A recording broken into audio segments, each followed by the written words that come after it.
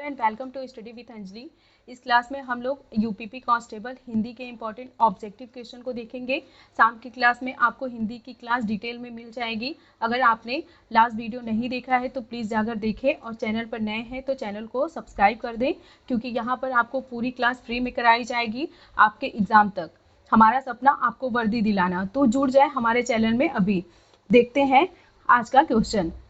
Question number है 1, जानने की इच्छा रखने वाला के लिए एक शब्द कौन सा होगा।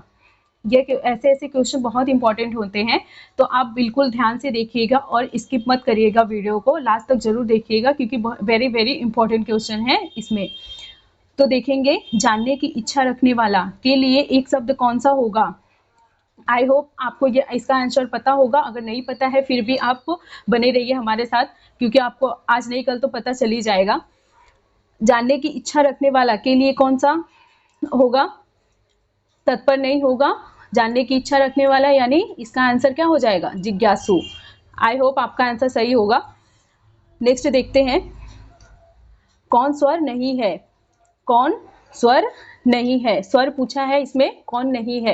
अगर इसके पहले की जो लास्ट वीडियो थी मेरी, वो स्वर पर डिटेल से पढ़ाया है मैंने उस पर। अगर आपने वह लास्ट वीडियो नहीं देखी है तो जाकर प्लीज़ देख लीजिएगा। आपको स्वर पूरा डिटेल में पढ़ाया हुआ है, आपको स्वर से कोई भी डाउट नहीं होगा। और यहाँ पर देखते हैं, स्वर नहीं है। आपको पता है स्वर कितने होते हैं, 11 स्वर होते हैं। इसमें से है अ, उ, ए, ये सारे स्वर हैं। तो कौन सा स्वर नहीं है, इसका राइट आंसर क्या हो जाएगा, ब जो है वह व्यंजन है, स्वर नहीं है। नेक्स्ट क्वेश्चन देखेंगे, अपेक्षा। अपेक्षा शब्द का अर्थ है उपेक्षा, देखना, सर्वेक्षण या आशा। अपेक्षा देखकर आप तुरंत उपेक्षा लगा देंगे, लेकिन यहाँ पर विलोम नहीं पूछा है इसका। यहाँ पर आपसे क्या पूछा है, यहाँ पर विलोम नहीं पूछा है, यहाँ पर पूछा है अर्थ। आप ध्यान से पढ़ना। अपेक्षा देख के बहुत लोग लगा देते हैं उपेक्षा, क्योंकि यहाँ पर विलोम नहीं पूछा है, यहाँ पर पूछा है अर्थ। अर्थ पूछा है तो अपेक्षा का अर्थ क्या हो जाएगा, हम किसी से अपेक्षा करते हैं यानी कि आशा करते हैं हम। इसका राइट आंसर क्या हो जाएगा, आशा। नेक्स्ट क्वेश्चन देखते हैं, रौद्र रस का स्थायी भाव क्या होता है। इसका राइट आंसर क्या होगा, भय, क्रोध, शोक या रति। रति का आपको पता है, श्रृंगार का रति हो जाएगा। और शोक, शोक किसका होता है, करुण रस का हो जाएगा शोक जो होता है, शोक। और क्रोध, क्रोध किसका हो जाएगा, रौद्र का। रौद्र का क्रोध हो जाएगा। भय का होता है भयानक, भय का भयानक हो जाएगा। शोक हो जाएगा, शोक का करुण हो जाएगा। और इसका श्रृंगार हो जाएगा। इसका राइट आंसर क्या हो जाएगा, क्रोध।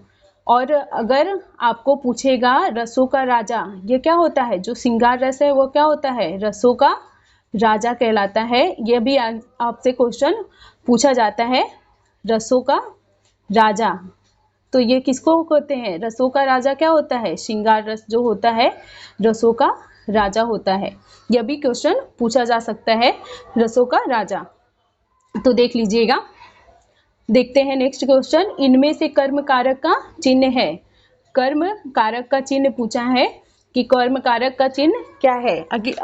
आपको कारक हम डिटेल में पढ़ाएंगे तो वहां पर आपको पता चल जाएगा, अगर नहीं मालूम है तो। कर्म कारक का चिन्ह होता है, कर्ता का कर चिन्ह होता है, कर्ता ने हो जाएगा, कर्म को, इसका कर्म को हो जाएगा। इसका राइट आंसर क्या हो जाएगा, सी, ऑप्शन नंबर सी। कर्म का चिन्ह हो जाता है कर्ता ने, कर्म को। नेक्स्ट देखेंगे, इनमें से एक शब्द की वर्तनी अशुद्ध है, वह है, आप तुरंत लगाएंगे अहल्या, लेकिन यह गलत है, यह सही नहीं है। कौन सा अशुद्ध है इसमें से, आप देखना, इसमें से अशुद्ध कौन सा है, द्वारिका। द्वारिका अशुद्ध है, लेकिन आपको लगेगा द्वारिका तो सही है। द्वारिका, द्वारिका नहीं होता है, द्वारका होता है। क्या होता है, द्वारका होता है। आप इस क्वेश्चन को ध्यान से देखिएगा, द्वारिका नहीं द्वारका होता है, द्वारका। इसका राइट आंसर क्या हो जाएगा, यह द्वारिका जो है अशुद्ध है। नेक्स्ट देखेंगे, निम्न में से कौन सा शब्द देशज है। देशज शब्द है यानी कि जन्म से जो हम जानते हैं, देशज शब्द है, देशज कौन सा है? घोड़ा, हल्दी, गोबर या कटोरा? इसका राइट आंसर क्या हो जाएगा? हम आपको डिटेल में पढ़ाएंगे देशज शब्द, तो इसका राइट आंसर हो जाएगा कटोरा। आप बने रहिएगा हमारे वीडियो में, हम आपको डिटेल में देशज शब्द पढ़ाएंगे, विदेशी शब्द भी पढ़ाएंगे। कटोरा इसका राइट आंसर हो जाएगा, कटोरा देशज शब्द है। नेक्स्ट देखेंगे, वे आम के पेड़ हैं। इस वाक्य में अधोरेखित शब्द का सर्वनाम का प्रकार है। जो वे यहाँ पर रेखांकित शब्द है, वे आम के पेड़ हैं। इस वाक्य में अधोरेखित यानी कि वे जो है शब्द का सर्वनाम है। किसका? कौन सा सर्वनाम है जो वे है? कौन सा सर्वनाम है? निश्चयवाचक सर्वनाम, प्रश्नवाचक, संबंधवाचक या निजवाचक? वे कौन सा सर्वनाम है? वे आम के पेड़ है, यानी कि प्रश्न पूछ नहीं रहा है, संबंध इसमें कोई मतलब नहीं है, निजवाचक तो होगा नहीं। वे आम के पेड़ है, यानी कि वह निश्चय ही बता रहा है कि वह सच में आम का पेड़ है, यानी कि निश्चयवाचक सर्वनाम हो जाएगा इसका राइट आंसर। नेक्स्ट देखेंगे, चौथा व्यक्ति ज्यादा होशियार है। इस वाक्य में चौथा क्या है? क्रिया विशेषण, गुणवाचक विशेषण या संख्यावाचक विशेषण या उपयुक्त तीनों? चौथा व्यक्ति ज्यादा होशियार है, इस वाक्य में चौथा क्या है? क्रिया विशेषण। जो क्रिया की विशेषता बताता है वह क्या होता है? क्रिया विशेषण। यहाँ पर चौथा क्या है? गुण बता रहा है? नहीं, यहाँ पर क्या बता रहा है? संख्या को बता रहा है। चौथा क्या है? संख्या है। तो इसका राइट आंसर हो जाएगा तीसरा, संख्यावाचक विशेषण। नेक्स्ट देखेंगे, निम्न में से किस विकल्प में सकर्मक क्रिया का प्रयोग हुआ है? सकर्मक क्रिया का प्रयोग हुआ है। सिपाही चोर को पकड़ता है, सिपाही तेज दौड़ता है, तीसरा है सिपाही बहुत कम सोता है, चौथा सिपाही युद्ध में लड़ता है। सकर्मक क्रिया पूछा है, सकर्मक यानी कि कर्म के साथ जो होती है क्रिया, कर्म के साथ जो क्रिया होती है उसी को कहते हैं हम सकर्मक क्रिया। यहाँ पर कर्म के साथ कौन सी क्रिया है? आपका एक ट्रिक हम बताते हैं आपको। यहाँ पर सकर्मक क्रिया के लिए जो होती है, आप कर्ता से पूछना किसको। अगर कर्ता किसको का जवाब दे रहा है, यानी कि कर्ता जो है, कर्ता से पूछना किसको। पहले के ऑप्शन में देखेंगे, सिपाही चोर को पकड़ता है, हम कर्ता से पूछते हैं सिपाही से कि सिपाही किसको पकड़ता है। इसका आंसर क्या मिल गया? चोर को पकड़ता है। सिपाही किसको पकड़ता है? चोर को। इसका राइट आंसर क्या हो जाएगा? ए, सिपाही चोर को पकड़ता है। बस आप सकर्मक क्रिया के लिए बस आप यही पूछना कि आप कर्ता को देख लेना और उससे क्वेश्चन करना किसको। अगर किसको का जवाब सिपाही दे देता है कर्ता, तो वह सकर्मक क्रिया हो जाती है। यह बहुत अच्छा ट्रिक होता है सकर्मक और अकर्मक ढूंढने के लिए। नेक्स्ट देखेंगे, निम्न में से किस विकल्प में सभी शब्द पुल्लिंग हैं? सभी शब्द पुल्लिंग हैं। हीरा मोती मणि, हार पायल पुखराज, नख मूंगा पन्ना, कौवा खरगोश मंडल। पुल्लिंग पूछा है। हीरा यहाँ पर ओढ़नी ओढ़ी है, यानी कि यह स्त्रीलिंग है। हार, आ की मात्रा आ गई, हार और नथ स्त्रीलिंग, मूंगा और पन्ना यह भी नहीं होगा। इसका राइट आंसर क्या हो जाएगा? कौवा खरगोश और मंडल। स्त्रीलिंग और पुल्लिंग डिटेल में पढ़ेंगे। नेक्स्ट देखेंगे, स्वतंत्रता सबको प्यारी होती है। स्वतंत्रता सबको प्यारी होती है वाक्य में रेखांकित शब्द का संज्ञा भेद है। स्वतंत्रता कौन सी संज्ञा है? गुणवाचक संज्ञा, भाववाचक संज्ञा, जातिवाचक या इनमें से कोई नहीं? जो स्वतंत्रता है यह कौन सी संज्ञा है?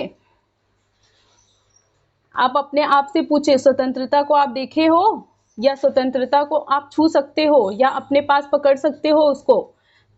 जो भी चीजें हम सिर्फ भाव से समझ सकते हैं, जिसको हम देख नहीं सकते या छू नहीं सकते, वो सब क्या होती हैं? भाववाचक संज्ञा होती हैं।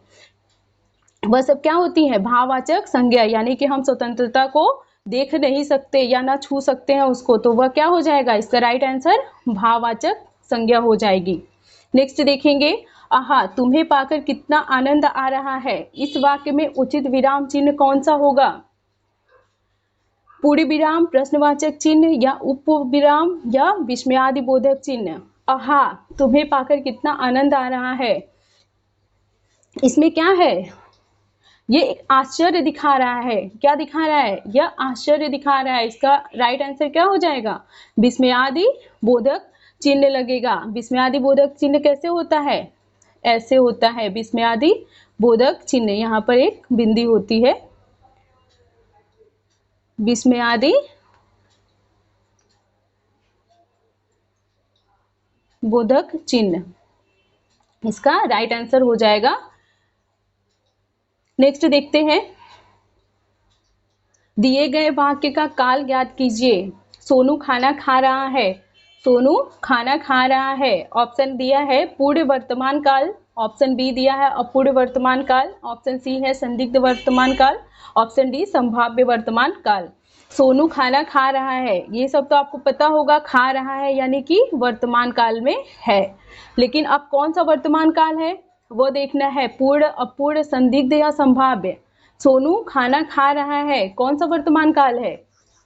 अभी उसका काम पूरा हो गया है, खाने का नहीं हुआ है, तो इसका क्या हो गया? अपूर्ण वर्तमान काल, क्योंकि उसका काम अभी अधूरा है, अपूर्ण है। इसका राइट आंसर हो जाएगा अपूर्ण वर्तमान काल। नेक्स्ट देखेंगे, प्रत्येक शब्द का संधि विच्छेद होगा। प्रत्येक संधि विच्छेद पढ़ेंगे हम लोग। संधि विच्छेद होगा, प्रत्येक शब्द का संधि विच्छेद क्या होगा?